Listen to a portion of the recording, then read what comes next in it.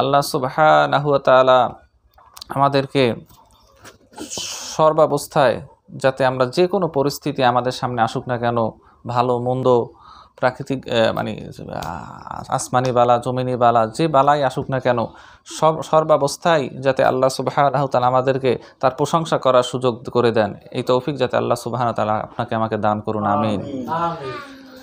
দুনিয়ার জীবনে কিছু সময় ভালো আসবে, কিছু সময় খারাপ আসবে, এটাই স্বাভাবিক।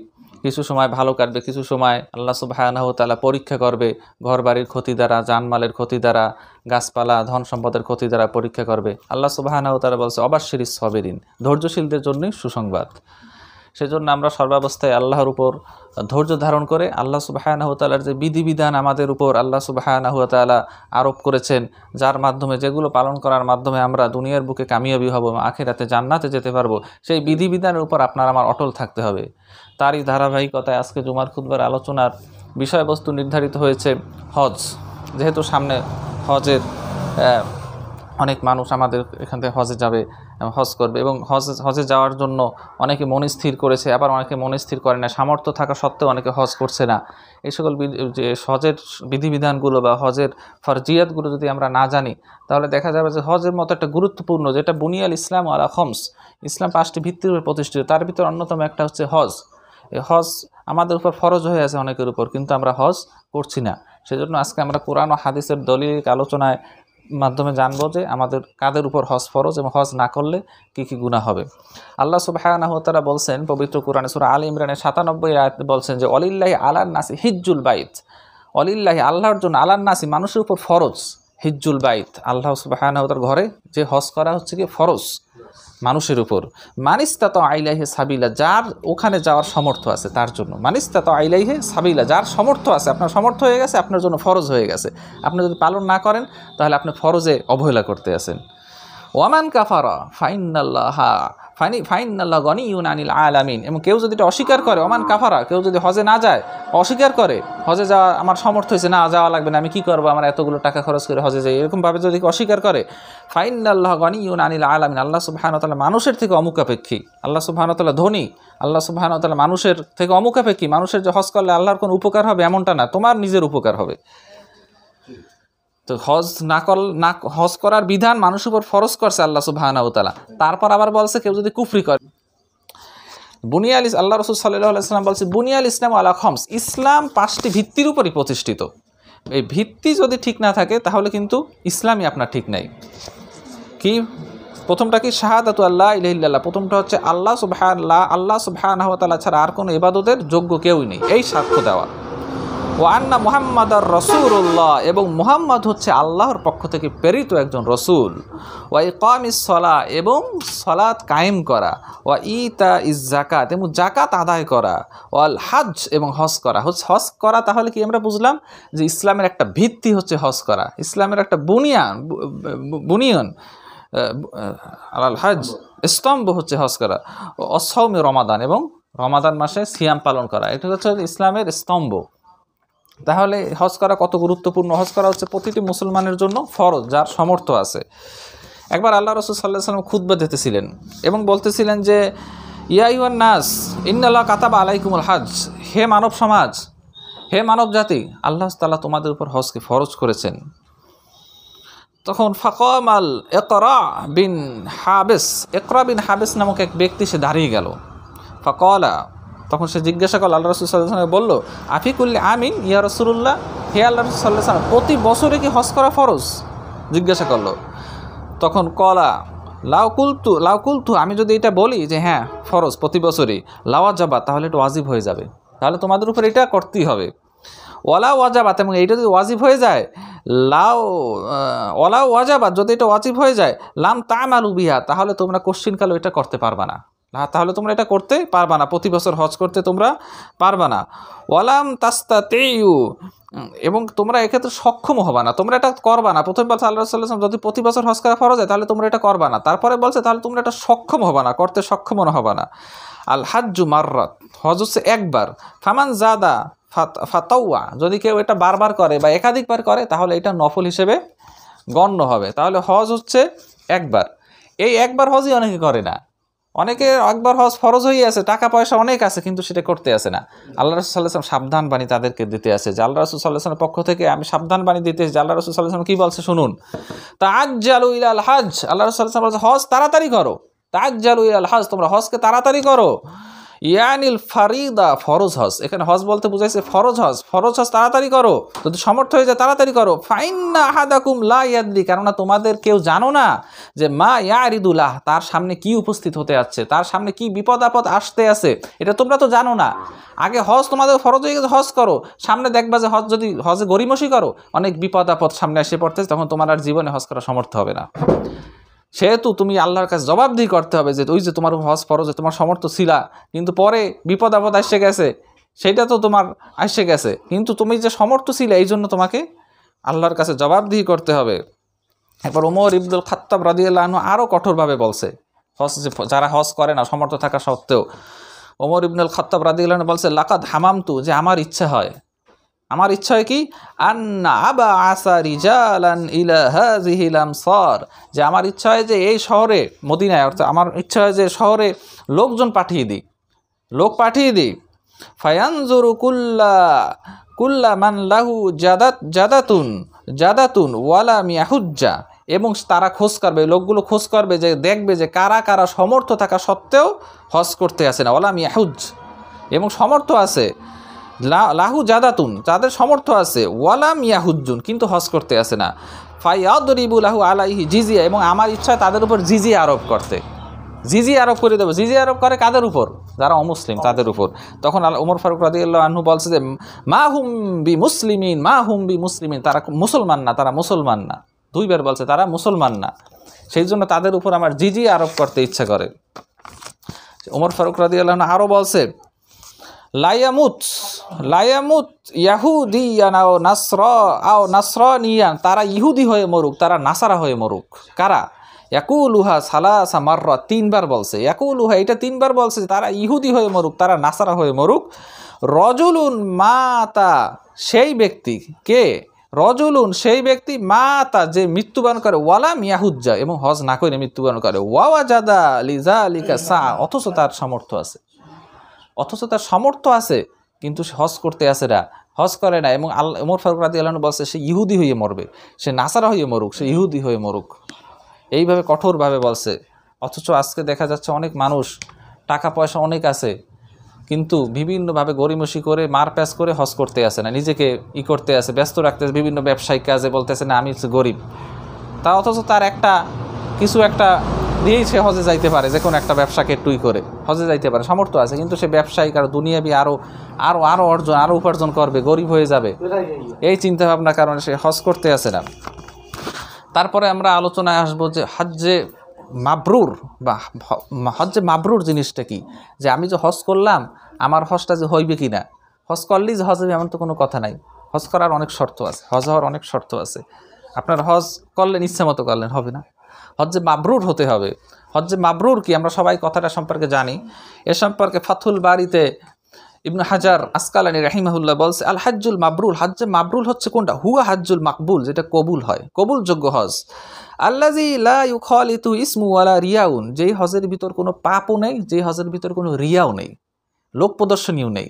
হজ করতে আছে, ও সেলফি তুললে দেখাইতেছে আমি এখন হজ এইটা করতেছি সেইটা করতে আছি, মানে আমার মনের ভিতর অনেক কিছু বড় জিনিস, যে মানুষ আমাকে হাজি হিসেবে জানবে, আমি যাওয়ার পর আমাকে হাজি, আমি যদি মানুষে নাই দেখাই, সেলফি তুলে নাই দেখে, তাহলে আমার হাজি সাহেব কীভাবে বলবে, আমার বুঝবে কীভাবে যে আমি হজ করছি, সেই জন্য সে এই চিন্তাধারা, হ্যাঁ এইরকম যদি যেই হজ্জে মাবরুর, এটা হজ্জে মাবরুর না, হজ্জে মাবরুর হচ্ছে ওইটা যেটার ভিতরে কোনো রিয়া নেই, যেটার ভিতরে কোনো গুনাহ নেই। বুখারী হাদিস নাম্বার 1521 নম্বর হাদিসে আল্লাহ রাসূল সাল্লাল্লাহু আলাইহি ওয়াসাল্লাম বলছেন যে মান হাজ্জা লিল্লাহ, কেউ যদি আল্লাহর জন্য হজ করে, কার জন্য হজ করতে হবে, আল্লাহর জন্য হজ করতে হবে, ফালাম ইয়ারফুস ওয়ালাম ইয়াফসুক, এবং যে আল্লাহর জন্য হজ করছে এবং হজের ভিতর কোনো কি করে না, কোনো পাপ কাজ করে না, এবং কোনো অযথা কথাবার্তা বলে না, পাপ কাজ করে না, এবং কোনো অশ্লীল কথাবার্তা বলে নাই। ফালাম ইয়ারফুস, কোনো অশ্লীল কথা বলতে, প্রথমে বলছে অশ্লীল কথাবার্তা বলে নাই, তারপর বলছে ওয়ালাম ইয়াফসুক, কোনো ফাসিকি কাজ মানে কোনো খারাপ কাজ করে নাই। রজা কামা ওয়ালাদাতহু উম্মু, সে এমনভাবে ফিরে আসলো যেন তার মা তাকে কি করলো, সবাই আমরা জানি জন্ম দিল, এমনভাবে সে নিষ্পাপ হয়ে ফিরে আসলো যেন তার মা তাকে তখনই জন্ম দিল, এইভাবে নিষ্পাপ হয়ে যায় যদি তার হজটার ভিতর কোনো অযথা অশ্লীল কথাবার্তা 2 নাম্বার এবং পাপাচার যদি সে না করে থাকে। তারপর এই হজ পূর্বের যা আছে সব একদম ধ্বংস করে দেয়, পূর্বের যত গুনাহ আছে সব ধ্বংস করে দেয়। আন্নাল ইসলাম ও আল্লাহ রাসূল সাল্লাল্লাহু আলাইহি ওয়াসাল্লাম বলছে সহিহ মুসলিমের 221 নম্বর হাদিস, আন্নাল ইসলাম ইয়াহদিমু মান কানা ক্বাবলাহু, ইসলাম যদি কেউ কবুল করে তার পূর্বের সব গুনাহ মাফ হয়ে যায়। ও আন্নাল হিজরাতা তাহাদ্দামু মা কানা ক্বাবলাহা, কেউ যদি হিজরত করে আল্লাহর জন্য তাহলে সেটা পূর্বের তার সকল পাপ কাজ মিটিয়ে দেয়। ওয়া আন্নাল হাজ্জা ইয়াহদিমু মা কানা ক্বাবলাহু, এবং কেউ যদি হজ করে তাহলে সেইটাও তার পূর্বের সকল পাপগুলোকে মিটিয়ে দেয়। হজের অনেক ফজিলত আছে। আপনি যদি হজ করেন এবং আপনার সাথে আপনি যদি হজ করার সময় আপনি যদি তালবিয়া পড়েন লাব্বাইক আল্লাহুম্মা লাব্বাইক, আপনার সাথে সাথে সমগ্র আপনার আশেপাশে যা কিছু আছে পাথর মাটি তারপরে যা কিছু আছে সবই আপনার সাথে সাথে তালবিয়া পড়ে। বলুন সুবহানাল্লাহ। তিরমিজি হাদিস নাম্বার 828 নাম্বার হাদিসে আল্লাহ রাসূল সাল্লাল্লাহু আলাইহি ওয়াসাল্লাম বলেন, মা মিন মুসলিমিন ইউলাব্বি ইল্লা লাব্বা মান আন ইয়ামিনিহি আও আন শিমালিহি মিন হাজারিন আও শাজারিন আও মাদারিন। বলছে যে কোনো মুসলমান যখন তালবিয়া পাঠ করে তখন তার সাথে সাথে তালবিয়া পড়ে তার যা আছে তার বামে, মান ইয়ামিনিহি মিন আন ইয়ামিনি ওয়া আন শিমালিহি, যা আছে তার বামে, যা আছে তার ডানে, যা আছে তার বামে কি থেকে, মিন হাজারি পাথর, আও সাজারি গাছপালা, আও মাদারিন মাটি, এগুলো তার সাথে সাথে তালবিয়া পাঠ করে। হাত্তা তানকতি আল আরদ, এবং এভাবে করতে করতে পুরো আর্থ পুরো পৃথিবী ভরে যায়। মিন হা হুনা ওয়া হা হুনা, আল্লাহ রাসূল সাল্লাল্লাহু আলাইহি ওয়াসাল্লাম এপার থেকে ওপার থেকে, মিন হা হুনা এপার থেকে ওপার থেকে পুরো পৃথিবী ভরে যায় তার সাথে তালবিয়া পাঠ করে। সুবহানাল্লাহ। অনেকে মনে করে যে হজ করতে যাব নিজের এতগুলো টাকা চলে যাবে, এই টাকা দিয়ে তো ব্যবসায়িক কাজে লাগাইলে আমি আরও ধনী হইতে পারবো, এইরকম চিন্তাধারা অনেকে আছে, আমি তো গরিব হয়ে যাব। অথচ হজ, আল্লাহ রাসূল সাল্লাল্লাহু আলাইহি ওয়াসাল্লাম বলছে হজ তোমার দরিদ্র দূর করে দেবে। তুমি যে দরিদ্র আছো তোমাকে দারিদ্র দূর করে দেবে, তোমার দারিদ্র দূর করে দেবে হজ। আল্লাহ রাসূল সাল্লাল্লাহু আলাইহি ওয়াসাল্লামের কথা সত্য, 100% সত্য। এইভাবে বিশ্বাস করে আমাদেরকে হজে যাওয়ার মনস্থির করতে হবে যার সামর্থ্য আছে। আল্লাহ রাসূল তিরমিজি হাদিস নাম্বার 810 নাম্বার হাদিসে আল্লাহ রাসূল সাল্লাল্লাহু আলাইহি ওয়াসাল্লাম বলছে, তাবিউ বাইনাল হাজ্জি ওয়াল উমরা, তোমরা হজ এবং উমরা একটার পর একটা করো। হজের পর উমরা মানে একটার সাথে আরেকটা মিলেই করো, হ্যাঁ একটার পর একটা করে ফেলাও।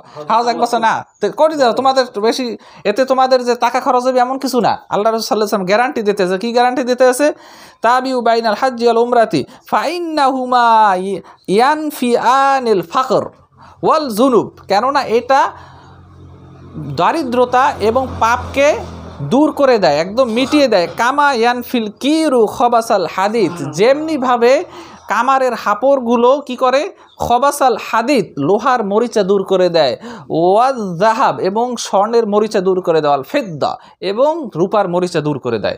যেমনিভাবে স্বর্ণের মরিচা দূর করে দেয় কামারের হাপড়, যেমনিভাবে লোহার মরিচা দূর করে দেয়, যেমনিভাবে রূপার মরিচা দূর করে দেয়, তেমনিভাবে যদি হজ ও উমরা তার একটার পর একটা করো তাহলে কি হবে, তোমার পাপকেও দূর করে দেবে, তোমার দারিদ্রতাও দূর করে দেবে। ওয়ালাইসালিল হাজ্জাতিল মাবরুরাতি সাওয়াবুন ইল্লাল জান্নাহ, এবং হজ্জে মাবরুরের সওয়াব জান্নাত ছাড়া আর কিছুই নাই। হজ্জে মাবরুরের সওয়াব একমাত্র হচ্ছে জান্নাত, হজ্জে মাবরুরের সওয়াব হচ্ছে জান্নাত। মহিলাদের জন্য হজ আরও বেশি গুরুত্বপূর্ণ। মহিলারা কিন্তু জিহাদে যায় না। মহিলারা আল্লাহ রাসূল সাল্লাল্লাহু আলাইহি ওয়াসাল্লামের কাছে যেমন আয়েশা রাদিয়াল্লাহু আনহা জিহাদের পারমিশন চাইছে, তখন আয়েশা রাদিয়াল্লাহু আনহা বলছে হজই হচ্ছে তোমাদের উত্তম জিহাদ। তাহলে মহিলাদের জন্য আল্লাহ রাসূল সাল্লাল্লাহু আলাইহি ওয়াসাল্লাম বলছে, একবার আয়েশা রাদিয়াল্লাহু আনহা জিজ্ঞাসা করছে, ইয়া রাসূলুল্লাহ আলা নাগজু অনুজাহিদু মাআকুম, হে আল্লাহ রাসূল সাল্লাল্লাহু আলাইহি ওয়াসাল্লাম আমরা কি আপনার সাথে যুদ্ধে যেতে পারি এবং আপনার সাথে আমরা জিহাদ করতে পারি? এটা কি মহিলাদের জন্য সম্ভব? বলেন না, সম্ভব না। তখন ফাকালা আল্লাহ রাসূল সাল্লাল্লাহু আলাইহি ওয়াসাল্লাম বলছে, লা কুন্না আহসানুল জিহাদ, তোমাদের জন্য উত্তম জিহাদ হচ্ছে কি, ও আজমালুহা এবং সর্বোৎকৃষ্ট জিহাদ হচ্ছে আল হজ, তোমাদের জন্য এইটাই হচ্ছে জিহাদ। হজ্জুল মাবরুর, হজ্জে মাবরুর হচ্ছে তোমাদের জন্য জিহাদ। তোমরা যদি জিহাদ করে চেষ্টা করে হজ্জে মাবরুর করতে পারো, এইটা তোমাদের জন্য উত্তম জিহাদ। ফাকালাত আয়েশা, তখন আয়েশা রাদিয়াল্লাহু আনহা বলছেন যে, ফালা আদাউল হজ্জা বাদা ইসসামিতু হাযা মিন রাসূলিল্লাহ সাল্লাল্লাহু আলাইহি সাল্লাম, এটা শোনার পর থেকে রাসূলুল্লাহ সাল্লাল্লাহু আলাইহি সাল্লামের কাছ থেকে এটা শোনার পর থেকে আমি আর জীবনে হজ ছাড়ি নাই, আমি হজ করছি বারবার। ফালা আদাউ, আমি আর কখনো হজ ছাড়ি নাই। সেহেতু হজটা হচ্ছে জিহাদুল কাবির অসগীর অদ্দাইফ অল মারআতিল হাজ্জুল অল উমরা, বড়দের জন্য, ছোটদের জন্য, মহিলাদের জন্য, দুর্বলদের জন্য জিহাদ হচ্ছে কি, হজ এবং উমরা। এদের জন্য জিহাদই হচ্ছে হজ এবং উমরা। হ্যাঁ, এক ব্যক্তি এসে রাসূলুল্লাহ সাল্লাল্লাহু আলাইহি ওয়াসাল্লামের কাছে এসে বলল, এক ব্যক্তি রাসূলুল্লাহ সাল্লাল্লাহু আলাইহি ওয়াসাল্লামের কাছে এসে কি বলল, ইন্নী জাবানুন, হে আল্লাহ রাসূল সাল্লাল্লাহু আলাইহি ওয়াসাল্লাম, আমি একটু ভীতু। ইন্নী জাবানুন, আমি হচ্ছে ভীতু। ওয়া ইন্নী দাঈফুন, এবং আমি দুর্বল। ফাকালা, তখন আল্লাহ রাসূল সাল্লাল্লাহু আলাইহি ওয়াসাল্লাম বলেন, হালুম্মা ইলা জিহাদিন লা শাওকাতা ফিহি আল হজ। সেই ব্যক্তি বলে, হে আল্লাহ রাসূল সাল্লাল্লাহু আলাইহি ওয়াসাল্লাম, আমি জিহাদে যেতে ভয় পাই, আমি দুর্বল, আমি কি করব? তখন আল্লাহ রাসূল সাল্লাল্লাহু আলাইহি ওয়াসাল্লাম বলছে, হালুম্মা, এসো তোমরা এমন জিহাদের দিকে যে এই জিহাদে কোনো কষ্ট নেই। এমন জিহাদের দিকে এসো যে জিহাদে কোনো কষ্ট নেই। আল হজ, এটা হচ্ছে কি, এই জিহাদটাকে আল হজ, এটা হচ্ছে হজ। অন্যতম শ্রেষ্ঠ আমল হচ্ছে হজ। হজ হচ্ছে অন্যতম একটা শ্রেষ্ঠ আমল। আল্লাহ রাসূল সাল্লাল্লাহু আলাইহি ওয়াসাল্লামকে জিজ্ঞাসা করা হলো, আইউল আমালি আফদাল, কোন আমলটি সর্বশ্রেষ্ঠ? কলা ঈমানুন বিল্লাহি ওয়া রাসূলি, সর্বশ্রেষ্ঠ আমল হচ্ছে আল্লাহর উপর ঈমান আনা, আল্লাহর রাসূলের উপর ঈমান আনা হচ্ছে সর্বশ্রেষ্ঠ আমল। এটা সর্বশ্রেষ্ঠ আমল। সুম্মা মাজা, তারপর কোনটি? লোকটি জিজ্ঞাসা করলো, তারপর আল্লাহ রাসূল সাল্লাল্লাহু আলাইহি ওয়াসাল্লাম জিজ্ঞাসা, কিলা সুম্মা মাজা, আল্লাহ রাসূল সাল্লাল্লাহু আলাইহি ওয়াসাল্লামকে জিজ্ঞাসা করা হলো যে তারপর কোনটি? কলা জিহাদুন ফি সাবিলিল্লাহ, তারপর হচ্ছে আল্লাহর রাস্তায় জিহাদ করা। কিলা সুম্মা মাজা, তারপর আল্লাহ রাসূল সাল্লাল্লাহু আলাইহি ওয়াসাল্লাম জিজ্ঞাসা করলো তারপর কোনটি? কলা আল হাজ্জু মাবরুর, আল হাজ্জু মাবরুর, তারপরে হচ্ছে হজ্জে মাবরুর। তাহলে দেখা যাচ্ছে যে হজ্জে মাবরুর হচ্ছে আল্লাহর কাছে অন্যতম একটা প্রিয় আমল। হজ্জে মাবরুর যদি আপনি করতে পারেন তাহলে এটা আল্লাহ সুবহানাহু ওয়া তাআলার কাছে অন্যতম একটা প্রিয় আমল। আপনি যখন হজে যাবেন, আপনি যখন বাইতুল্লাহ যাবেন, আল্লাহর ঘরে যাবেন, তখন আপনি কার মেহমান? তখন আপনি আল্লাহর মেহমান। আল্লাহ রাসূল সাল্লাল্লাহু আলাইহি ওয়াসাল্লাম বলছে, আল হুজ্জাজু আল উম্মারু ওয়াফদুল্লাহ, যারা হাজি এবং যারা উমরাকারী তারা হচ্ছে আল্লাহর মেহমান। বলুন সুবহানাল্লাহ। ইন দাআহু আজাবাহুম, যদি তারা আল্লাহর কাছে ডাকে, আল্লাহকে ডাক দেয়, আল্লাহ তার ডাকে সাড়া দেয়। বলুন সুবহানাল্লাহ। ওয়া ইন ইস্তাগফারুহু গফারা লাহুম, যদি সে আল্লাহর কাছে ক্ষমা চায়, আল্লাহ সুবহানাহু ওয়া তাআলা তাকে ক্ষমা করে দেবেন, কেননা সে আল্লাহর মেহমান। আল্লাহ সুবহানাহু ওয়া তাআলা তার মেহমানকে বেইজ্জতি করবেন না, তাকে ক্ষমা করে দেবেন। বলুন সুবহানাল্লাহ। হাজিদের প্রশংসা, আল্লাহ রাসূল সাল্লাল্লাহু আলাইহি ওয়াসাল্লাম হাজিদের প্রশংসা সম্পর্কে বলছেন যে মা মিন ইয়াউমিন আকসারা মিন আন ইয়াতিকাল্লাহু আযজা ওয়া জাল্লা ফিহি আবদান আও আমাতান মিনান নারি মিন ইয়াউমি আরাফা। ইয়াউমে আরাফার সময় যখন হাজির ইয়াউমে আরাফায় অবস্থান করে, তখন আল্লাহ সুবহানাহু ওয়া তাআলা তার এত পরিমাণ বান্দা বান্দীদেরকে ক্ষমা করে দেয় যেমনটা অন্য কোনো সময় ক্ষমা করে না। আরাফার মাঠে যখন তার বান্দা বান্দীরা অবস্থান করে, তখন আল্লাহ সুবহানাহু ওয়া তাআলা এত পরিমাণ তার বান্দা বান্দীদেরকে জাহান্নামের আগুন থেকে নাজাত দিয়ে দেয় যা অন্য কোনো সময় দেয় না। তো সবচেয়ে বেশি আরাফার মাঠে আল্লাহ সুবহানাহু ওয়া তাআলা জাহান্নামের আগুন থেকে তার বান্দা বান্দীদেরকে মাফ করে দেয়। এবং কি বলে আল্লাহ সুবহানাহু ওয়া তাআলা, ওয়ায়াদুনু, এবং আল্লাহ সুবহানাহু ওয়া তাআলা তাদের নিকটবর্তী হয়। সুম্মা ইউবাহি বিহিমুল মালাইকা, তখন মালাইকাদের সাথে আল্লাহ সুবহানাহু ওয়া তাআলা গর্ব করে। এত মানুষ যে আরাফার মাঠে আসে, আরাফার মাঠে এসে আল্লাহ সুবহানাহু ওয়া তাআলা স্মরণের জন্য আসে, এত মানুষ একসাথে মিলিত হয়। আর বাংলাদেশে বলে কি টঙ্গীর মাঠে গেলে নাকি আরাফার মাঠে যাওয়া লাগবে না। নাউজুবিল্লাহ মিন যালিক, বেদাতি কাজ করে যে দ্বিতীয় আরাফার মাঠ হলো টঙ্গীর মাঠ, হজে যাওয়া লাগবে না, এত টাকা খরচ করে আরাফার মাঠে যাও, এখানে টঙ্গীর মাঠে যাও, এতেই হবে। আর টঙ্গীর মাঠে যাইয়া একদম আখেরি মোনাজাত দিয়ে দাও, সব গুনাহ মাফ, আলাদা থুমহু, একদম মা তোমারে যেমন জন্ম দিয়েছে। নাউজুবিল্লাহ মিন যালিক, সর্বোৎকৃষ্ট বড় বেদাত কইরা সবচাইতে মানুষ আরাফার মাঠে যে এত মানুষ মিলিত হয়, তাদের নিয়ে তো একবারও ইমাম সাহেব দিল না, সম্মিলিত মোনাজাত দিল না, আখিরি মোনাজাত দিল না। কেননা তারা এত শত শত মানুষ জানে যে ওখানে বেদাত করা যাবে না। ওখানে যদি বেদাত করে, মদিনায় যে বেদাত করে, অথচ মদিনায় বেদাত করলে আল্লাহ লানত পড়বে। মদিনায় যে বেদাত করে, মদিনায় বেদাত আল্লাহ লানত পড়বে, সেই হাদিসও আসতে আছে সামনে। তখন আল্লাহ সুবহানাহু ওয়া তাআলা ফেরেশতাদের সাথে তাদের নিয়ে কি করে, গর্ব করে। ওয়াকুলু মা আরাদ হাউলা, যে তারা কি চায়, দেখো আমার দেখো ফেরেশতারা, তোমরা বলছালা এরা ফাসাদ করবে, তারা কি চায়? তারা ফাসাদ চায় না, তারা একমাত্র আমার সন্তুষ্টি চায়। আল ফেরেশতাদের সাথে ফেরেশতাদেরকে এখন মুখ বন্ধ করেই দেয় যে দেখো তারা কি চায়, ফেরেশতাদের মুখ বন্ধ। আল্লাহ সুবহানাহু ওয়া তাআলা প্রশংসা, তাদের নিয়ে আল্লাহ, হাজিদের নিয়ে আল্লাহ সুবহানাহু ওয়া তাআলা প্রশংসা করে। হ্যাঁ, নিয়তের কারণে হজ করেও হজের নেকি। নিয়তের কারণে আপনি যদি নিয়ত করেন হজ করার, আপনি যদি হজ নাও করতে পারবেন, তারপর আপনার হজের নেকি হবে। এটা সেই জন্য সবার মনে, আমরা ছোট বড় যারা ধনী গরিব যা আছি, আজকে থেকে নিয়ত করি যে আমরা হজে যাব, সবাই নিয়ত করি হজে যাব। আপনি যদি নিয়ত করেন, যদি নিয়ত করেন, নিয়তের কারণে আপনি হজে নাও যেতে পারেন, আপনি হজের নেকি আপনি পাই গেছেন, মৃত্যুর আগে পাই যাবেন, হাদিস আছে। আল্লাহ রসুল সহিহ তারগিব, সহিহ হাদিস, সহিহ তারগিব 1114 নম্বর হাদিস, আল্লাহ রসুল সাল্লাল্লাহু আলাইহি ওয়াসাল্লাম বলছেন, মান খরাজা হাজ্জান, কেউ যদি হজের জন্য বের হয়, আও মুতামিরান, অথবা উমরার জন্য বের হয়, আও গাজিয়ান, অথবা যুদ্ধের জন্য বের হয়, সুম্মা মাতা ফি তারিকি, এবং পথে যদি সে মারা যায়, প্লেন দুর্ঘটনা অনেক সময় বা যে কোনো কারণে, অনেক এখন হয় না, ওগুলো হয় না, যে কোনো কারণে মারা যাইতে পারে, সুম্মা মাতা ফি তারিকি, পথিমধ্যে মারা যায়, কাতাবাল্লাহু লাহু আজরাল গাজি ওয়াল হাজি ওয়াল মুতামির ইলা ইয়াউমিল কিয়ামা, কিয়ামত পর্যন্ত তার জন্য হজ করার নেকি লেখা হয়, উমরা করার নেকি লেখা হয়, জিহাদ করার নেকি লেখা হয়। এই রকম জিহাদ করা অবস্থায়, জিহাদে যাইতেছেন, পথে মারা গেলেন, জিহাদ করার নেকি আপনার লেখা হইতে থাকবে। হজ করতে গেলেন, পথে মারা গেলেন, হজের নেকি আপনার জন্য লেখা থাকতে হবে ইলা ইয়াউমিল কিয়ামা, কিয়ামত পর্যন্ত। এবং উমরা করতে গেলেন, উমরা পথে মারা গেলেন, ইলা ইয়াউমিল কিয়ামা, আপনার জন্য হজ তার নেকি লেখা হবে। সুবহানাল্লাহ। এক ব্যক্তি আল্লাহ রাসূল সাল্লাল্লাহু আলাইহি ওয়াসাল্লামের সাথে হজ করতেছিলেন, হঠাৎ করে ঘোড়া দিয়ে পড়ে মারা গেলেন, তার ঘাটটা মটকে গেল, অথবা ঘোড়াটায় তার ঘাটটা মটকে দিল, দুইটা বর্ণনা, যেভাবে হোক সে মারা গেছে। তখন আল্লাহ রাসূল সাল্লাল্লাহু আলাইহি ওয়াসাল্লাম বলছে, তাকে বড়ই পাতা দিয়ে গোসল করাও। সুবহানাল্লাহ। তাকে সম্মানের সহিত তাকে বড়ই পাতা দিয়ে গোসল করাও, পানীয় বড়ই পাতা দিয়ে গোসল করাও, এবং তাকে কোনো আতর মাখবা না, এবং তার কাফনের 2 টুকরা কাপড় টুকরা দিয়ে তাকে কাফন পরাও, এবং তার মুখটাকে খালি রাখো, কেননা কিয়ামতের সময় সে তালবিয়া পাঠ অবস্থায় উঠতে থাকবে, লাব্বাইকাল, এই অবস্থায় সে উঠবে, কত সম্মানিত ভাবে সে উঠবে। ওই অবস্থায় সে মারা গেছে, হজ করা অবস্থায় ঘোড়া দিয়ে পড়ে ঘাড় মটকে মারা গেছে, এবং তার মুখটাও ঢাকতে মানা করছে, কেননা সে তালবিয়া পাঠর অবস্থায় সে কিয়ামত থেকে, কবর থেকে উঠবে। যখন আল্লাহ সুবহানাহু ওয়া তাআলা আবার সবাইকে পুনরুজ্জীবিত করবে হিসাব নেওয়ার জন্য, তখন সে তালবিয়া পাঠরত অবস্থায় উঠবে। সুবহানাল্লাহ।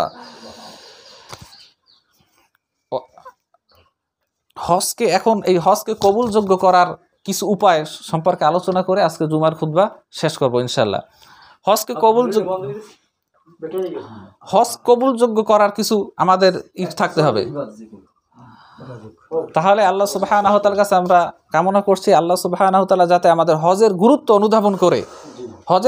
অনুধাবন করে আমাদের যাতে সামর্থ্য আছে, আমরা যাতে গরিমসি না করি, এবং আমরা যাতে মন থেকে আমরা চাই না, মন থেকে আল্লাহরে বুঝাইলাম না, মনে মনে চাই, কিন্তু আসলে চাই না, তাইলে হবে না। আল্লাহ কিন্তু আলামু বিযাতিস সুদূর, আল্লাহ সুবহানাহু ওয়া তাআলা অন্তরে গোপন খবর জানে, আল্লাহকে ফাঁকি দেওয়ার কোনো জায়গা নাই।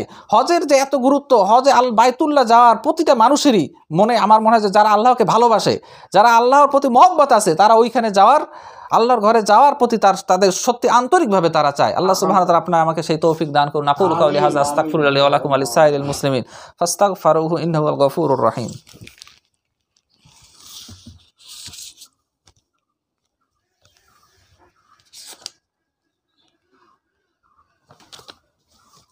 আলহামদুলিল্লাহ ওয়াসসালাতু ওয়াসসালামু আলা রাসূলিল্লাহি ওয়া আলা আলিহি ওয়া সাহবিহি ওয়া মান ওয়ালা। ইন্নাল্লাহা ওয়া মালাইকাতাহু ইউসাল্লুনা আলান নাবী ইয়া আইয়ুহাল্লাযীনা আমানু সাল্লু আলাইহি ওয়া সাল্লিমু তাসলিমা। আল্লাহুম্মা সাল্লি আলা মুহাম্মাদিন ওয়া আলা আলি মুহাম্মাদ কামা সাল্লাইতা আলা ইব্রাহিম ওয়া আলা আলি ইব্রাহিম ইন্নাকা হামিদুম মাজিদ। আল্লাহুম্মা বারিক আলা মুহাম্মাদিন ওয়া আলা আলি মুহাম্মাদ কামা বারাকতা আলা ইব্রাহিম ওয়া আলা আলি ইব্রাহিম ইন্নাকা হামিদুম মাজিদ। সংক্ষেপে কিছু হজকে কবুলযোগ্য করার উপায় সংক্ষেপে কিছু আলোচনা করে শেষ করে দিচ্ছি। যে হজকে কবুলযোগ্য করার প্রথমত যে উপায় হচ্ছে আপনার নিয়তকে খালেজ করতে হবে। হজ আপনি হাজি সাহেব লেখার জন্য হজ করা যাবে না, হাজি সাহেব যে হবেন এই জন্য হজ করা যাবে না। হজ একমাত্র আল্লাহর সন্তুষ্টির জন্য, যে কোনো আমল আল্লাহর সন্তুষ্টি করার উদ্দেশ্য যদি না হয় তাহলে সেটা কবুলযোগ্য হবে না। হজও সেই একই অবস্থা, আপনি আল্লাহর সন্তুষ্টি অর্জনের জন্য হজ করতে হবে। তারপরে হজের বিধিবিধানগুলো যথাযোগ্যভাবে জানতে হবে, জেনে সেই অনুযায়ী আপনার হজ করতে হবে। নিজের ইচ্ছা মতো বা আপনি এমন একটা এজেন্টের মাধ্যমে গেলেন যারা বেদাতের সাথে সংশ্লিষ্ট, বিভিন্ন বেদাত করে, এদের সাথে যাওয়া যাবে না। যারা বেদাত মুক্ত, কোরআন ও হাদিস অনুযায়ী যারা প্রতিটা কাজ করে তাদেরকে চিনে সেই অনুযায়ী তাদের সাথে হজ করতে হবে। কারণ আল্লাহ রাসূল সাল্লাল্লাহু আলাইহি ওয়াসাল্লাম বলছে, মান আমিলা আমালান লাইসা আলাইহি আমরুনা ফাহুয়া রাদ্দুন। কেউ যদি এমন কোনো আমল করে যেইটা আমাদের দিনের ভিতর নেই, যেইটা দিন ইসলামের মধ্যে নেই, তাহলে সেটা বাতিল হিসেবে গণ্য হবে। হজে যে এমন যদি নিয়ম কানুন করে যেটা আল্লাহ রাসূল সাল্লাল্লাহু আলাইহি ওয়াসাল্লাম করে না, তাহলে কিন্তু সেটা বাতিল হিসেবে গণ্য হবে। আল্লাহ রাসূল সাল্লাল্লাহু আলাইহি ওয়াসাল্লাম বলছেন, ইয়া আইয়ুহান নাস খুযু মানাসিকাকুম, হে মানব সম্প্রদায়, তোমরা আমার কাছ থেকে হজের বিধিবিধানগুলো শিখে নাও। হজের বিধিবিধান আগে জেনে আপনি হজ করতে গেলেন, হজ করে আসছেন, আসার পর আপনি জানলেন যে হায় এইটা তো আমি পালন করি নাই। তখন হুজুর এই হুজুর ওই হুজুর কাছে দৌড়ান, হুজুর এখন একটা ব্যবস্থা করেন, এত টাকা খরচ করে গেছি, এখন কি হবে, একটা ফতোয়া টতোয়া দেন আমার পক্ষে, দেখেন আসে পান কিনা খুঁজিয়া কিতাব খুঁজিয়া, এইটা যাতে না হয়। আল্লাহ রাসূল সাল্লাল্লাহু আলাইহি ওয়াসাল্লাম বলছে আগে তোমরা খুঁজু মানাসিকাকুম, আমার কাছ থেকে হজের বিধিবিধান জেনে নাও। ফাইনি লা আদরি লাআল্লি হাজ্জু বা'দা আমিন হাযা, আমি জানি না এই বছরের পর আমি আর হজ করতে পারবো কিনা, আমার কাছ থেকে জেনে নাও তোমরা। সাহাবায়ে আমরা জেনে নিয়েছি 100%। আপনিও তাদের যেই জানা, যেটা কোরআন হাদিসে আছে স্পষ্টভাবে সহিয়ে দিয়ে আছে, তা থেকে আপনি জেনে নেবেন। আল্লাহ সুবহানাহু ওয়া তাআলা আমাদেরকে সঠিকভাবে হজের বিধিবিধানগুলো জানার তৌফিক দান করুন। আরেকটা গুরুত্বপূর্ণ বিষয় হচ্ছে, আপনি হজ করবেন আর আপনি হজ করতে যাচ্ছেন, একটা গুরুত্বপূর্ণ ইবাদত করতে যাচ্ছেন, আপনি ইবাদতটা কবুল হওয়ার জন্য আরেকটা শর্ত হচ্ছে আপনি হালাল খাদ্য খাইতে হবে।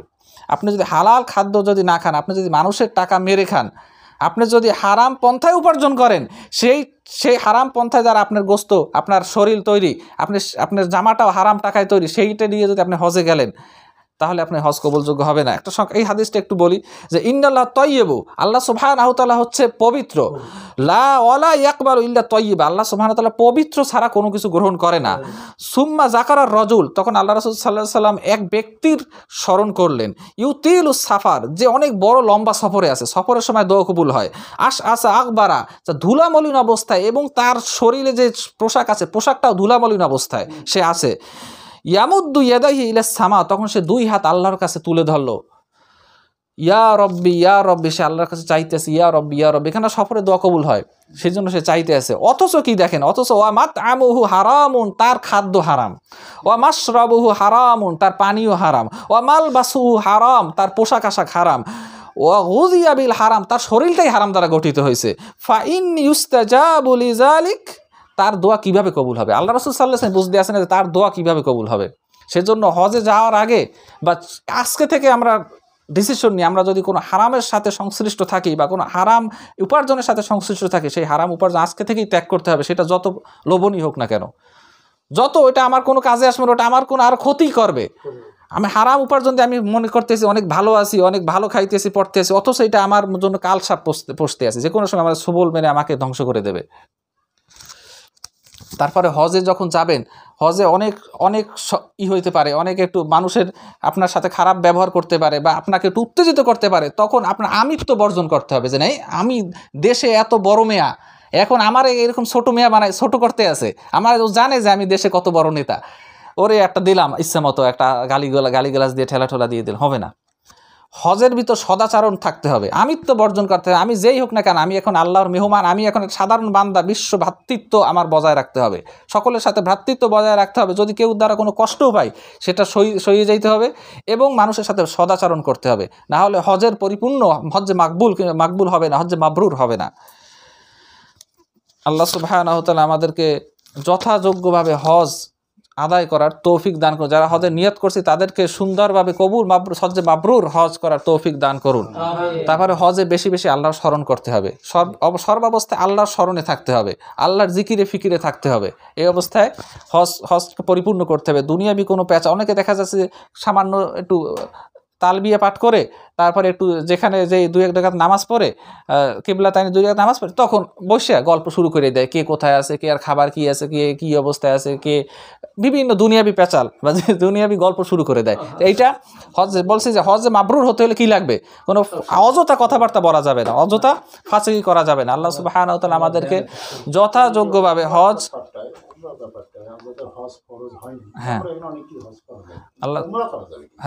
উমরা করা যাবে। আল্লাহ সুবহানাহু ওয়া তাআলা আমাদেরকে যথাযোগ্যভাবে হজ পালন করার তৌফিক দান করেন। আমরা আমাদের যাদের যোগ্যতা হয়নি তাদেরকে হজে যাওয়ার মতো যোগ্যতা সৃষ্টি করে দিন, আমিন।